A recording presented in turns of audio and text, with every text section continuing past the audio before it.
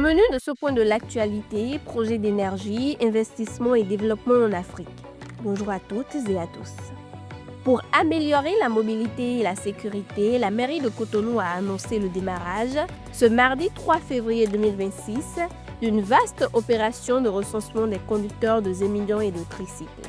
Cette opération, qui s'étendra à l'ensemble de la commune jusqu'à la fin de l'année 2026, vise à réorganiser et moderniser le secteur du transport urbain.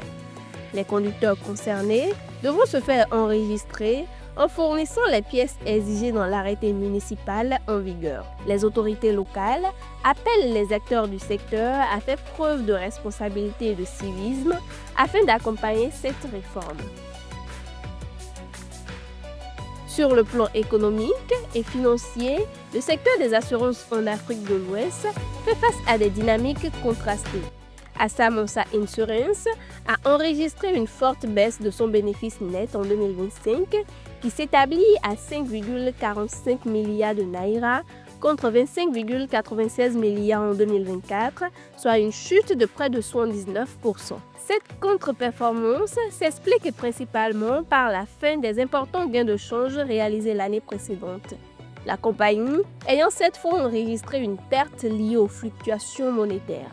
À cela s'ajoute une hausse marquée des charges opérationnelles, notamment les coûts des services d'assurance, les dépenses de personnel et d'informatique.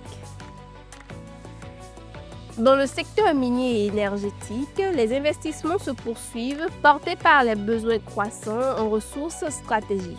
Aura Energy a annoncé vouloir finaliser une levée de fonds de 20 millions de dollars australiens d'ici 10 février afin de financer le développement du projet d'uranium Tiris en Mauritanie. Soutenue par des investisseurs australiens et internationaux, cette initiative va optimiser le procédé d'exploitation et aboutir à une décision finale d'investissement au troisième trimestre 2026.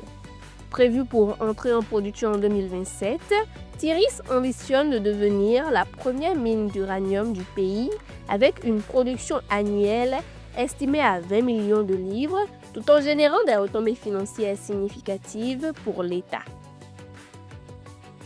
Enfin, la transition énergétique reste au cœur des priorités africaines, notamment face aux effets du changement climatique. En Zambie, les autorités ont inauguré le 29 janvier à Lusaka une centrale solaire photovoltaïque de 20 MW développée par Kiona Energy filiale de Zesco.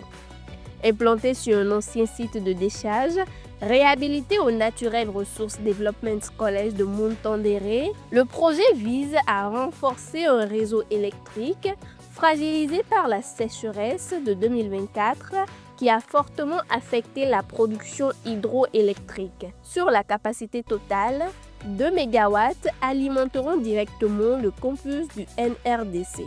Cette réalisation s'inscrit dans une stratégie nationale plus large de diversification du mix énergique avec plusieurs projets solaires en cours et un objectif de 300 MW installés d'ici 2028 afin de renforcer durablement la sécurité énergétique du pays. Chers amis, c'est la fin de ce tour d'horizon. Merci pour votre attention et à très vite.